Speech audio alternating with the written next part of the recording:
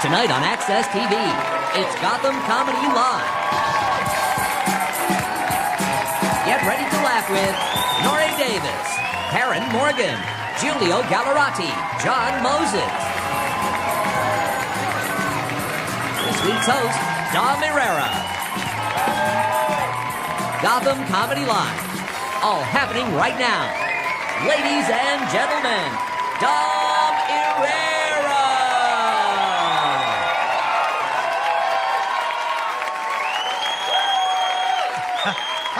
Hi, hello, oy vey. I'm Dom Irrera. Welcome to Gotham Comedy Live.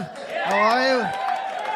Thank you for coming out in this brutally cold weather for a laugh, because let's face it, you need a laugh or you wouldn't be here. If you could still make her laugh, you'd be home getting laid, but you gotta come for laughs, right? That's all you got. I love you people. I gotta say, I'm one of these people. I love people. I don't care what you are. I'm a Catholic, I'm Italian, I'm from Philly. I don't care if you're a Buddhist, a Hindu, a Muslim, German, Jewish, or even Hebrew. Doesn't matter to me. You're all wrong anyway. You're wrong about God. You're wrong about Jesus. Jesus doesn't love you. Jesus loves me. A Catholic priest once told me that while he's buttoning up my little pants. We try and make things that are painful funny. Child molestation is obviously a horrible, hideous thing, but there's a flip side to everything. What about the kids like me who wanted to be molested and nobody would touch? What about that kind of pain? I remember my grandmother would give me a bath. She was so kind and loving and tactile. I said, Grandma, just tickle my little balls with that feather touch. Just cup them. Guess their weight. Beazle or nozzle, my little pink doggy dingleberry. Let me see your tits. I'll give you $1. $2 if you let me teabag you. I love you, Nana. We lost my grandmother. She didn't die. We lost her. She actually shrunk to the point we can't find her anymore. It's so sad. We know she's still in the house. She's just not visible to the naked eye. All we hear out of the rug is, Bafangula, I'm going to tell you something. It's good to come out for a laugh. Laughter is the best medicine, right? Other than medicine. Medicine's the best medicine. That's why they call it medicine. What are you, fucking retarded? Laughter's nice. Once you get 102 fever, I would suggest an antibiotic over a joke book. I'm just saying. So anyway, Bill Cosby started raping me in the summer of '84, and he continued to plunge my anus. You know, I'm so conditioned now. I can't climax unless I hear Fat Albert's voice. That's a true story, ladies and gentlemen. I love when comedians say true story like you give a fuck. Hey, how about something funny you made up? Because your true stories, to tell you the truth, to put me to sleep. Why don't you bullshit like those other comedians? Like you're going to walk out of here tonight and go, well, all the acts were good except that guy Dom Irrera. He wasn't really funny. But talk about integrity. My God. All he did was tell one unfunny truth after another. I've never seen anything so unfunny. I'm a comedian. I'm older than a lot of you people, believe it or not, as good as I look, as cute as I am. And I see you, and you look like angels to me. That's the greatest thing about getting older. I look at you, like you're like an angel, like floating through the atmosphere to torture men. Look at that. And that's the greatest thing is, as you get older, more and more women look beautiful to you because you naturally lower the bar in the sense that, not for nothing, a lot of you girls, let's face it, are average or less than average. Even a little skanky, a little stinky. But with that said, you look good to me because I'm not as hot as I was. Quite frankly, 15 years ago, I wouldn't crook my neck at some of you wildebeest bitches. And I say that with all due respect. I don't even care about a woman's face anymore. All I care about is the body. She could have the head of a goat. She's got a nice body. Did you see the ass on that goat-headed woman? Forget about it. Tell you what, she files those horns and trims that goatee, not a bad-looking girl. Women can fake a lot of shit. Men have trouble faking. And one thing you can't fake is an erection. You can't lie about an erection. You're either hard or you're not. You can't go, baby, I love you. Yeah, do you? But, I don't turn you on anymore. You totally turn me on. But you're not hard. What are you going to say? Yes, I am. No, you're not. I'm staring right down the barrel.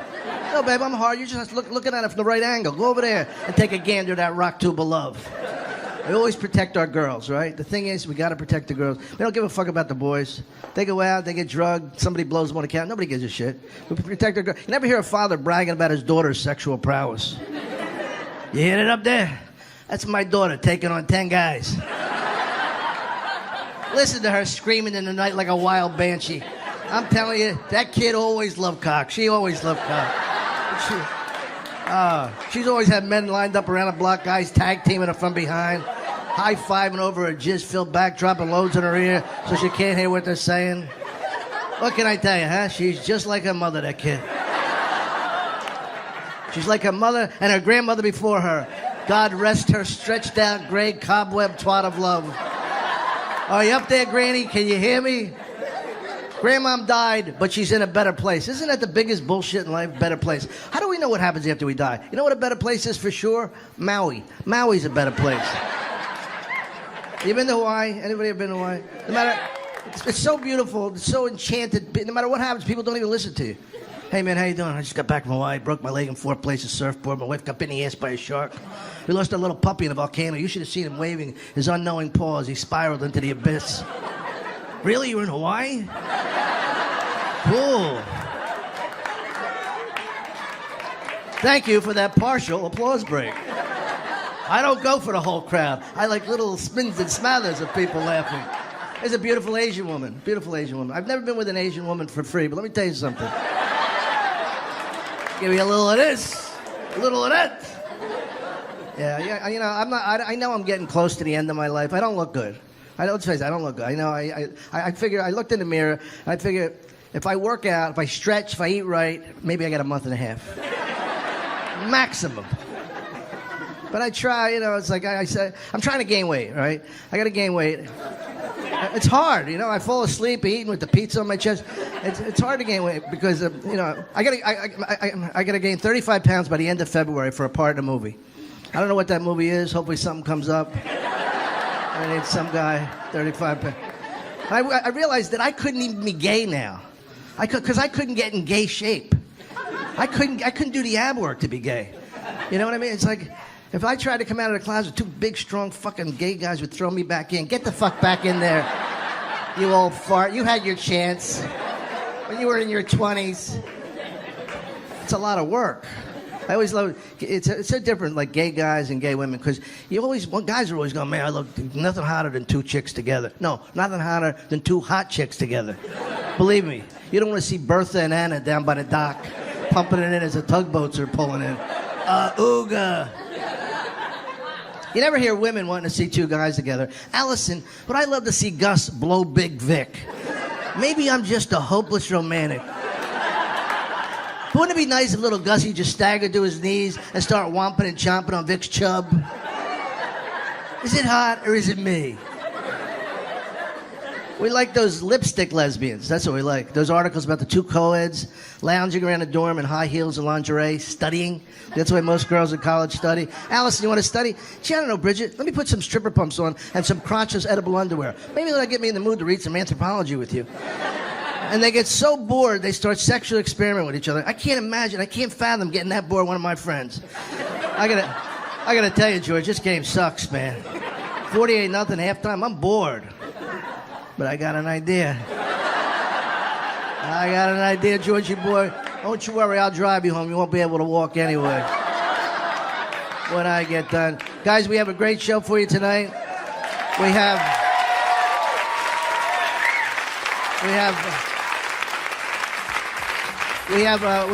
4 acts on the show. They're all terrific, except one's a dud. Anyway, love you, man.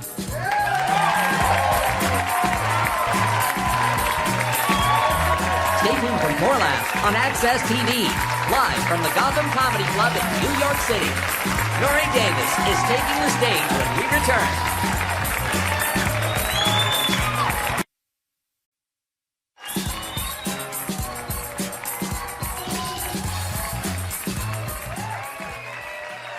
Okay, everybody, please welcome to the stage Nori Davis. He's got an album out now. It's called Home Game. Nori Davis, give him a hand. All right.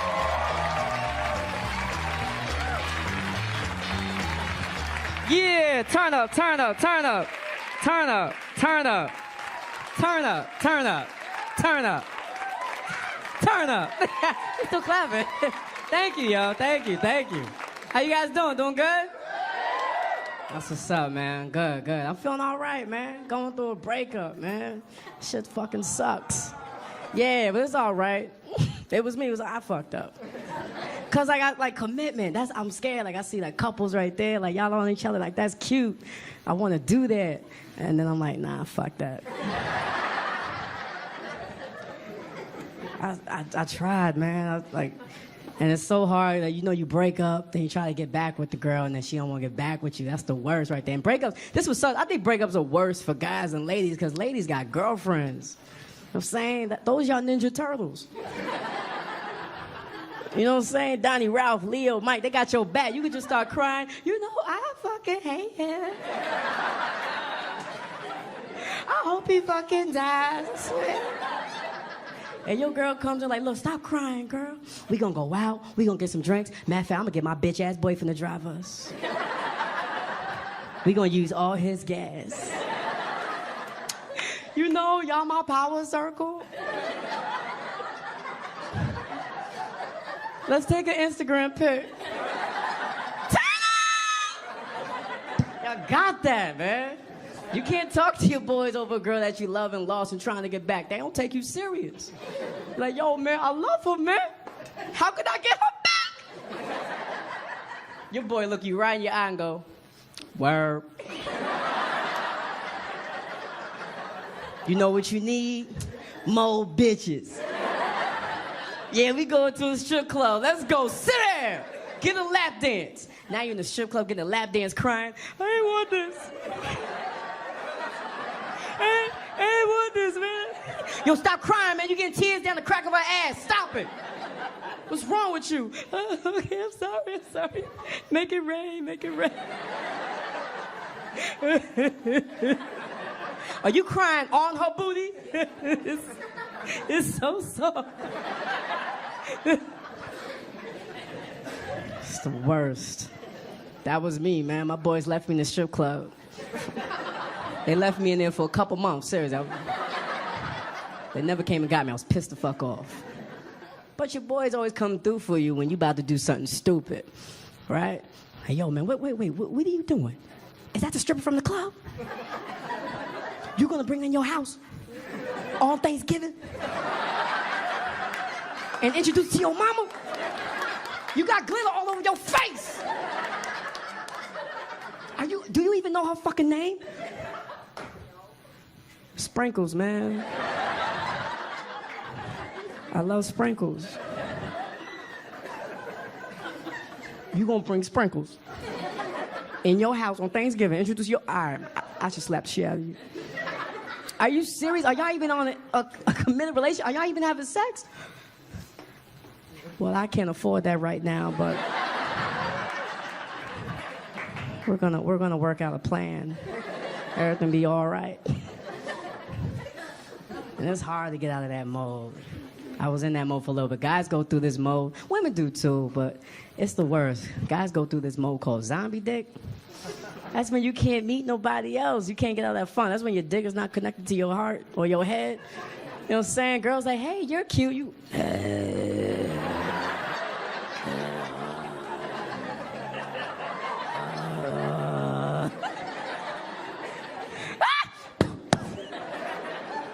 Gotta shoot it down like The Walking Dead. 2 in the dick, 2 in the head.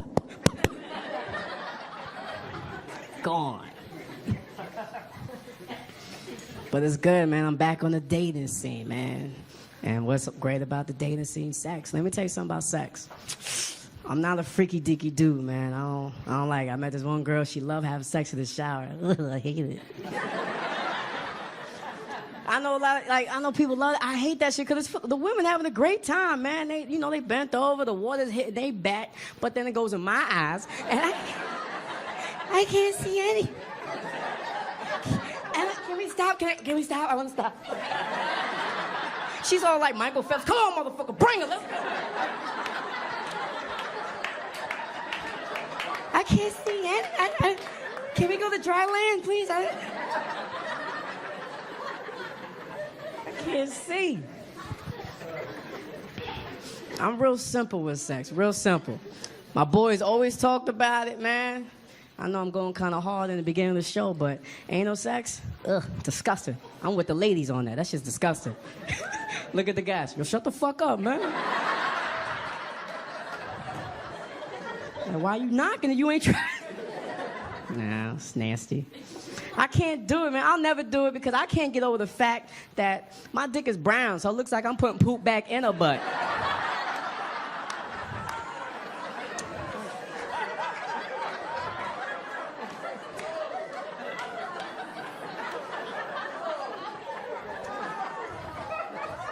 I'm not shit. I'm a man. And you want this doo-doo dick? I'm not giving you doo-doo dick. Don't do it. It's real good, man. But like the highlight of sex for everybody, man, women and men, or orgasm. Orgasm is dope. It is, man. You know it's really good when they say your name. Oh, Nori! Like, word. I hope you guys experience that. They're not saying your name. Keep going. You'll get there, brother. But like, you understand the feeling when they say your name, right? That's the equivalent. When you hear they say your name during sex, you just want to get off top of her and then just start walking in slow motion.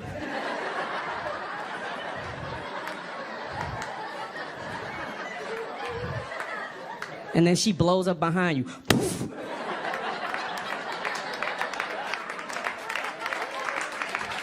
Oh, man. It's a wrap.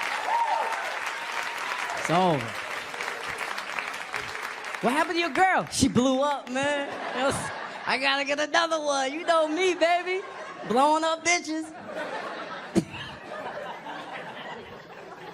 The ladies get the same experience. Like, for guys, like, we can't say your name during sex. That's some bitch shit, right? Like, oh, Jessica, oh my God.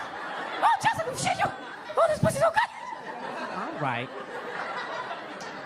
I'm gonna need you to take this pussy and calm down. Oh, God. Chill, you can't. You could tell we feeling it when we just start buying you everything. You come home, you got a new HD TV. You got HBO Go for no reason. We got you Amazon Prime and Netflix. This is all for you, baby.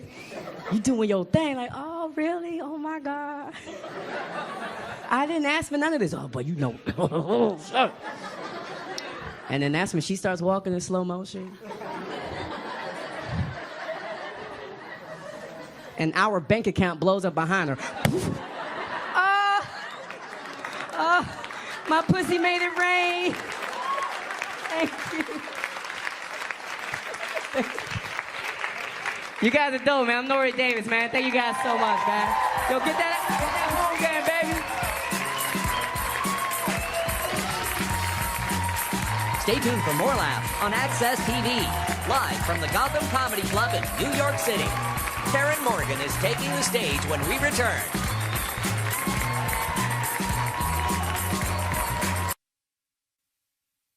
Welcome back to the Access TV presentation of Gotham Comedy Live. More laughs right now.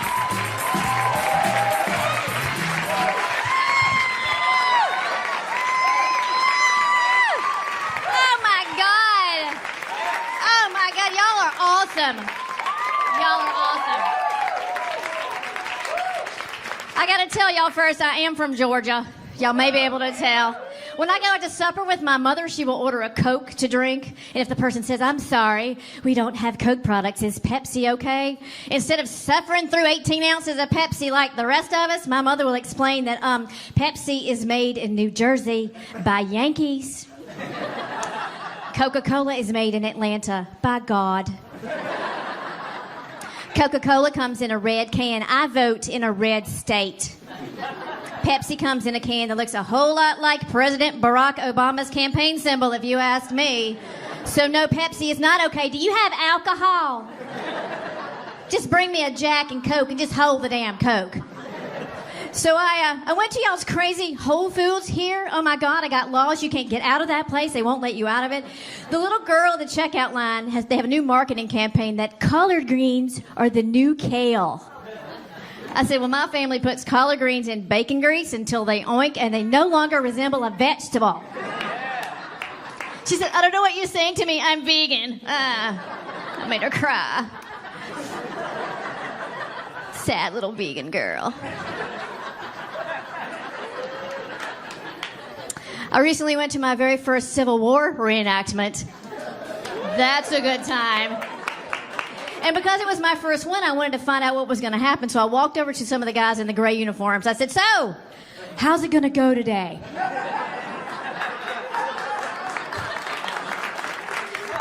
And this one guy very seriously looked at me and goes, well, we don't win.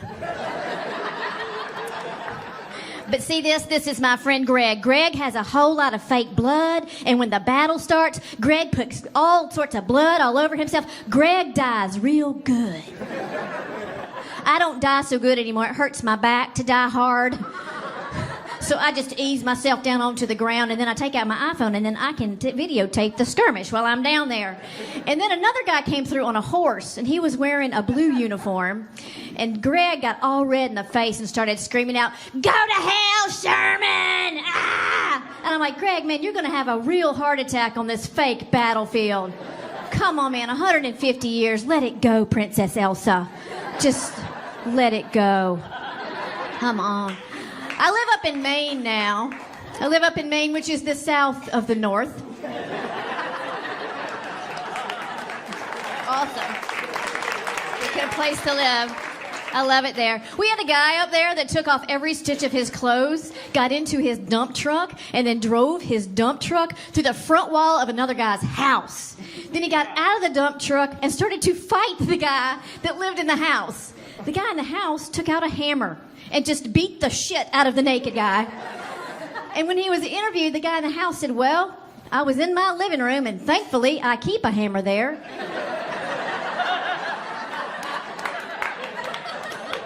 Just for this kind of situation. Like, he went to the hardware store and said, "I am looking for a tool. For if I'm in my living room watching the Patriots game and a dump truck comes to the front of my house and then a naked guy high on drugs gets out and starts to fight me, what kind of tool do you think I should buy for that?" And they said, "Oh, that would be a Stanley No. 10 ball-peen hammer. I'll 6. Good luck to you." I travel. My travel tip is if you ever lose your luggage when traveling, you want it to happen in Charlotte, North Carolina. Because in Charlotte at the airport, they have a guy that works in the lost your luggage office whose name is Carlton. And Carlton just loves luggage. I went in there and he said, "Can I help you?" I said, "I've lost my luggage." He said, "Do you have your baggage claim check?" I said, "Yes." He goes, "Let's look it up in the computer." Okay. And then he looked something up on the computer and he said, "Miss Morgan, it says here, your bag was scanned onto the plane, but not off of the plane." "Carlton, what does that mean?" "It means it's lost." I was like, "Okay, what do we do now? Like, what's the next step?" He goes, "You know what? They're unloading another plane right now. Maybe your bag is on that one." "Carlton, where's that plane coming from?" "Chicago." I said, "I just came from Portland, Maine. I don't think my bag's going to be on a plane from Chicago." And then he said to me, and I quote, "Crazier things have happened here at United Airlines."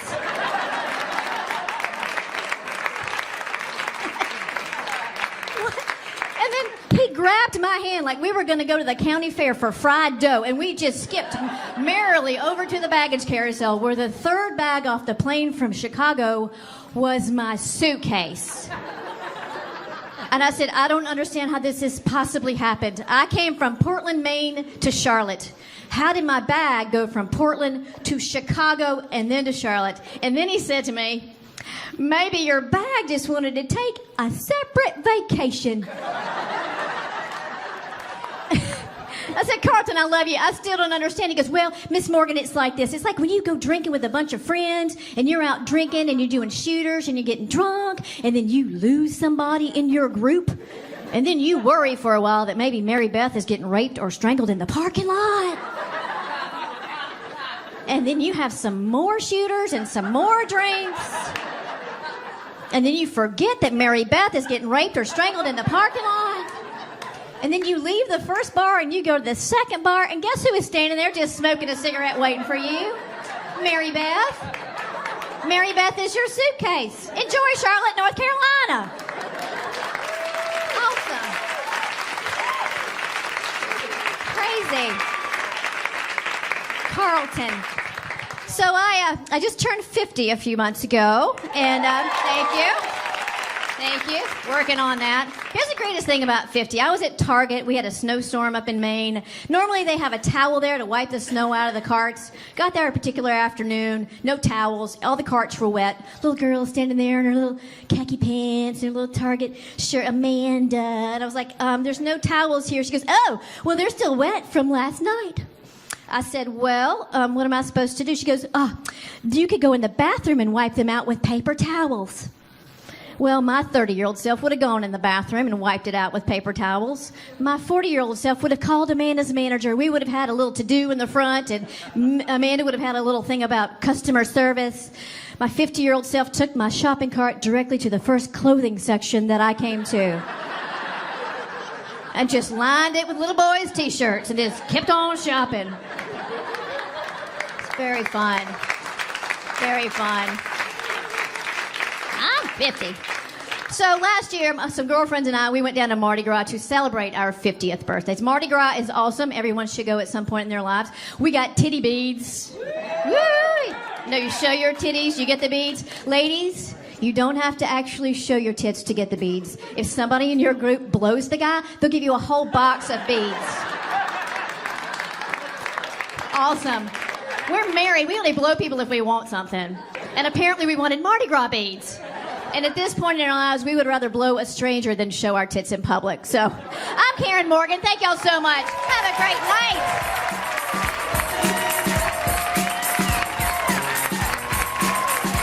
Stay tuned for more laughs on Access TV, live from the Gotham Comedy Club in New York City. Giulio Gallerati is taking the stage when we return.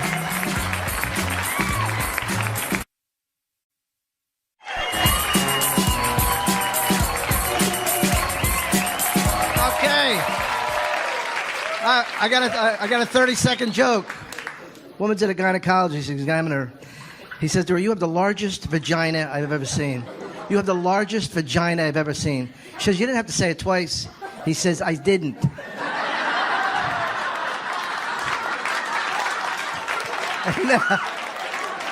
And now for his TV debut, Giulio Gallerati. Giulio. Give Giulio a hand.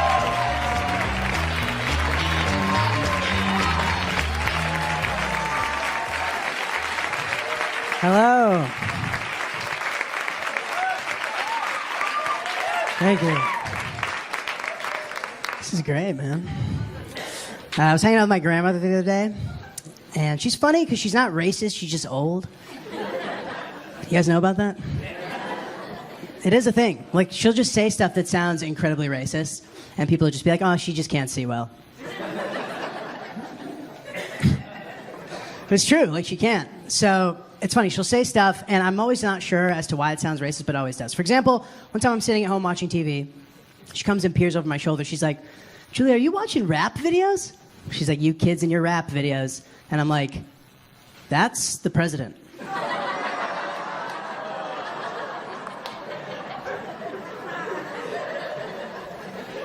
And she's just like, oh, very funny, and just leaves the room. So it was never resolved. So I was like, all right, maybe she just couldn't see it, or like maybe she forgot Obama was the president. But she definitely remembered that encounter because since then, every time I've introduced her to a black person, she's like, oh, let me guess, this is the president too?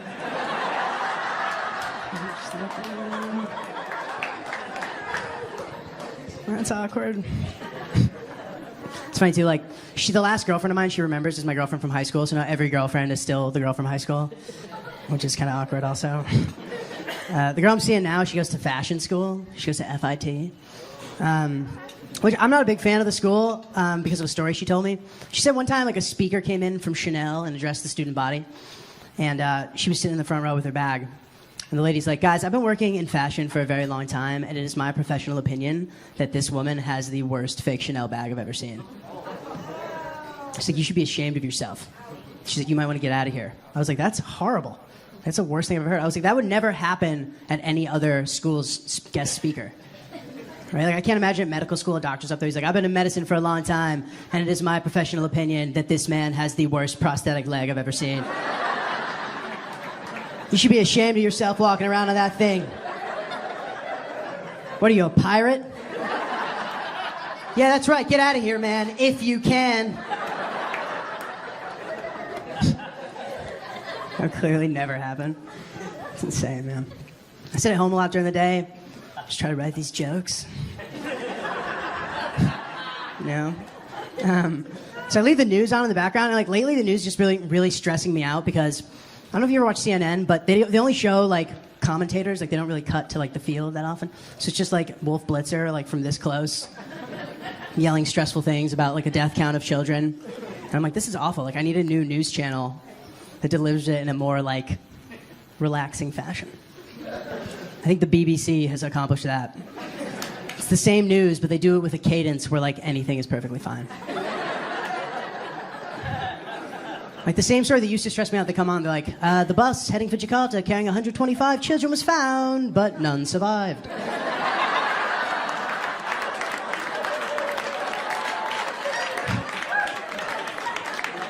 I'm just like, all right. Right? I'm like, that's genius. Like, I wish I could have thought of something like that as a kid when I would get in trouble with my parents. Like some smooth delivery. My parents like, Julio, we saw your report card. What happened? And I'm like, it was going really well, but then I failed every class.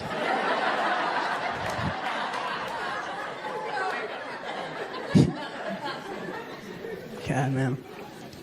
I just had to buy a car. That was a pain. It's funny, like I live in New York, so like I don't really drive.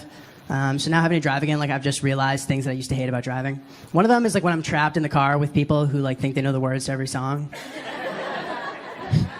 It's terrible, especially because like they don't know the words, so it's like them just making noise over popular hits from the past 20 years. Like there's the songs that'll set them off are like Seal, Kiss from a Rose. If you guys remember that song. The song comes on, the guy he can't even help it, he just kind of looks over, he's like, ba-da-da.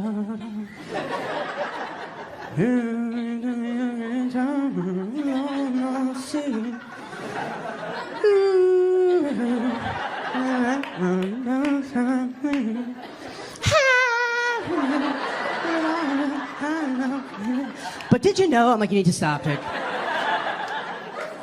You're really stressing me out.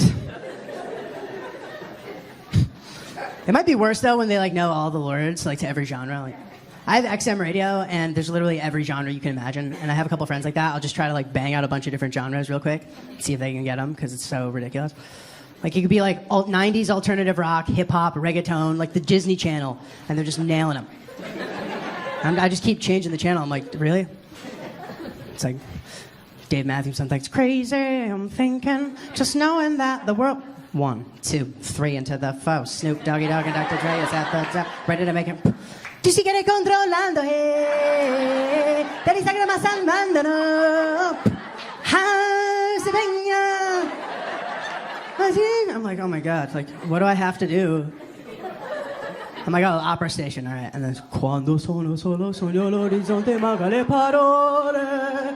Try to. Thank you.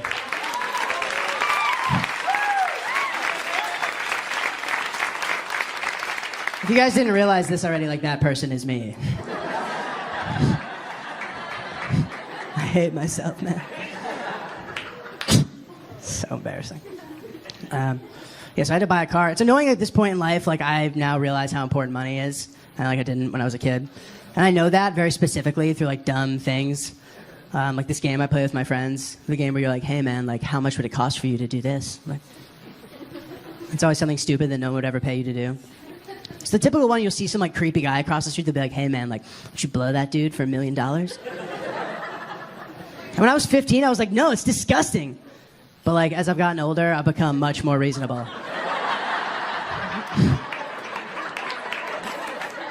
I would definitely do that for $1 million.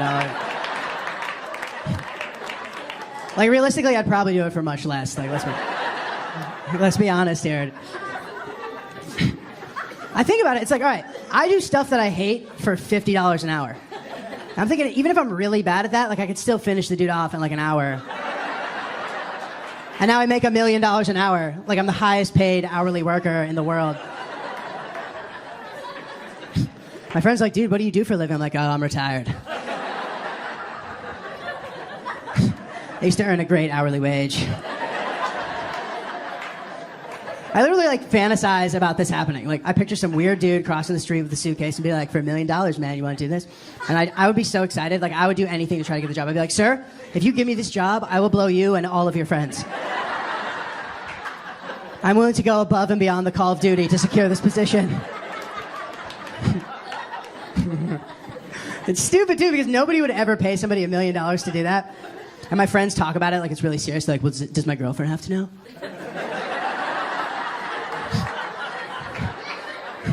I'm like, the first person I would tell is my girlfriend. I'd go home and I'd be like, babe, the greatest thing ever just happened. She would just start crying tears of joy. And she'd be like, I finally get so many authentic Chanel handbags.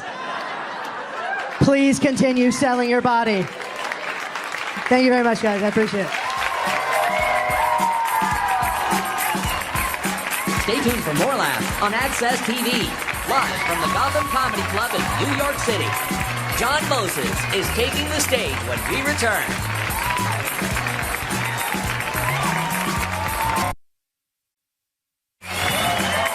Welcome back to the Access TV presentation of Gotham Comedy Live.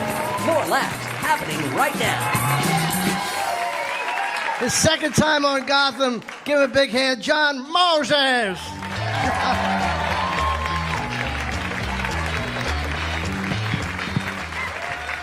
Guys, the legend, Dom Herrera. And I think he fucked my acting coach.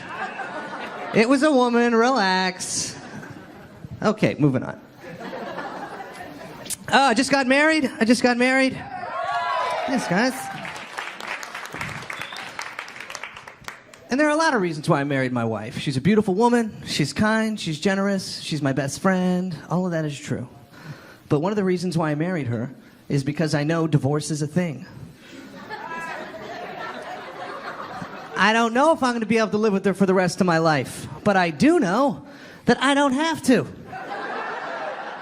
I was up there and the Reverend was saying, do you take this woman to be your lawful wedded wife through sickness and through health? And I was like, yeah. He goes, and now for the ring, and the ring is a symbol of eternal love. There is no beginning and no end. It just goes on and on and on. And I was like, listen, this is nice and sanctimonious and everything, but my divorced parents are sitting right there. You see that tired, broken down old man that kind of has my face? That's my father. You see the black woman holding his hand? Not my biological mother. That's not her.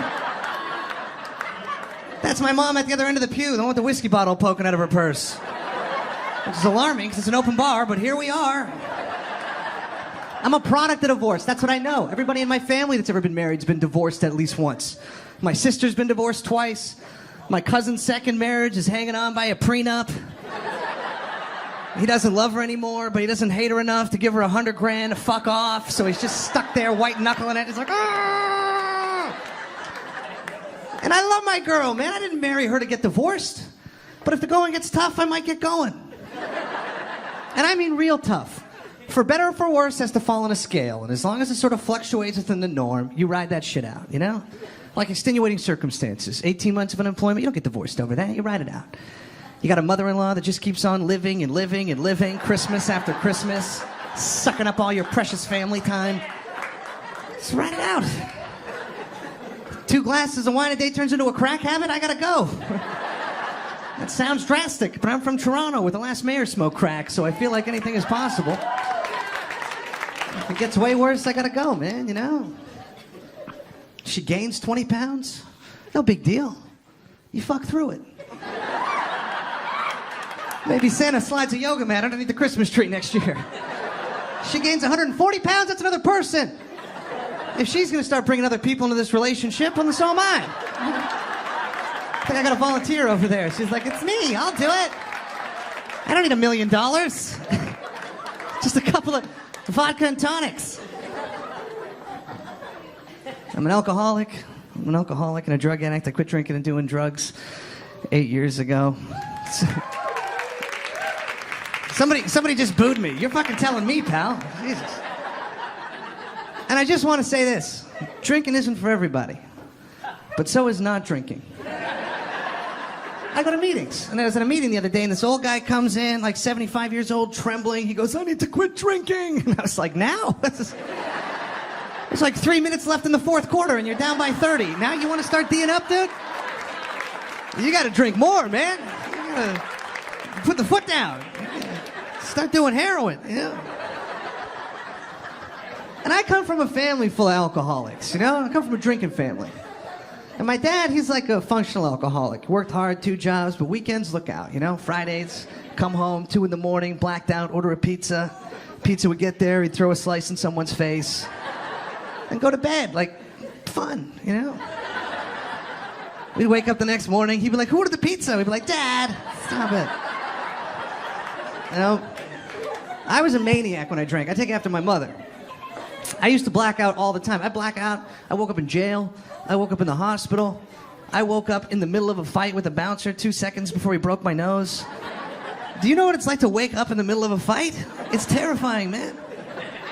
One time, I blacked out, woke up making out with a hot chick, blacked back out, woke up 4 hours later eating out a fat chick. And I finished the job. That's a good story. Yeah, we got some old school dudes in the back. They know fine dining. My mother's a maniac when she drank, man. And not to get on my mom's better than your mom on you guys. But my mom could definitely drink your mom under the table. In her prime. She's lost a step or two now, but in her prime, man, she could drink anybody under the table. She drank her husband into the ground. He's dead now. But this is a happy story because he was a wife beater, so she's actually a hero. She's not the hero all you hashtag feminists deserve. She's the dark knight that you need.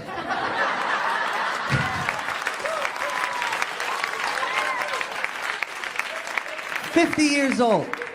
50 years old. Her husband died, cirrhosis of the liver. Terrible. He was in the bathroom, shit his pants. Just, that was it. EMTs come, load him up on the gurney, and before he died, they're wheeling him out, and they push him past my mom, and he looks at my mom, and he goes, am I gonna die? And my mom looks at him and goes, probably. Probably? Are you fucking Clint Eastwood? Is this the end of Unforgiven? Probably? But she didn't know he was gonna die, man, you know? And she felt bad about it. A week after he died, she called me, she goes, John, I didn't know I wasn't gonna see him again. And I was like, I know, Ma. And she goes, he wasn't all bad, John.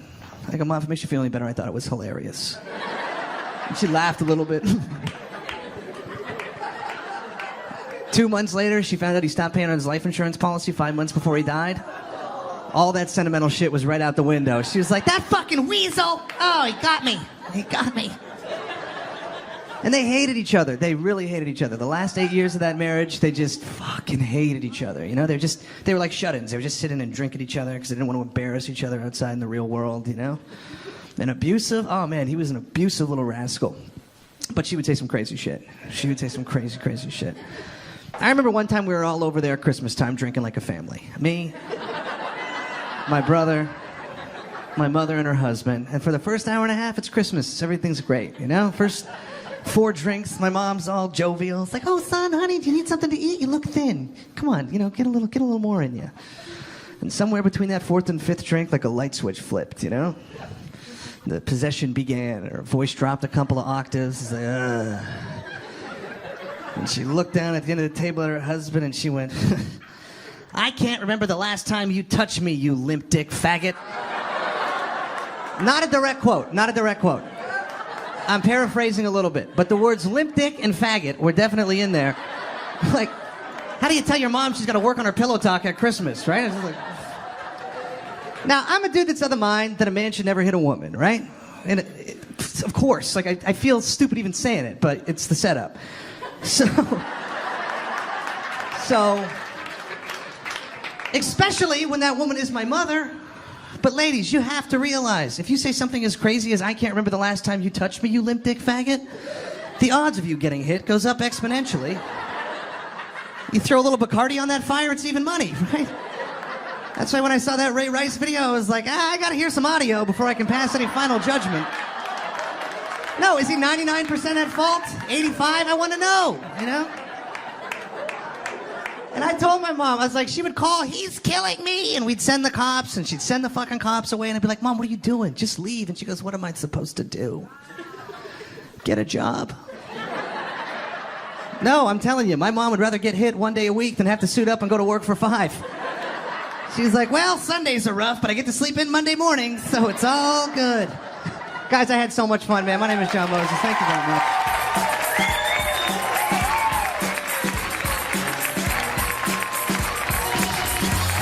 Stay tuned for more laughs on Access TV, live from the Gotham Comedy Club in New York City.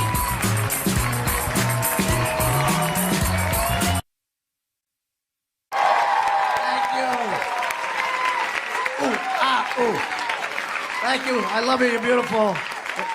What do you call a dog with no legs? Nothing. No matter what you call him, he ain't coming. Fuck. What do you call a Mexican hitchhiking? Stranded. Come on, folks. Give a little. A black man and a Puerto Rican are in a car. Who's driving? The police. Ladies and gentlemen, is the sound system working in here? Is this thing on? Is this thing on? Why do you wrap a gerbil in duct tape so when you fuck him, you don't explode? Ooh, ooh. How many seconds do I have left, you motherfucker? All right, let's bring up the cast and crew. Everybody. Thank you. Noel Davis, Karen Morgan, Giuliano Godard, and John Moses. Thank you. Thank you. Tune in next week for a better show. Come on.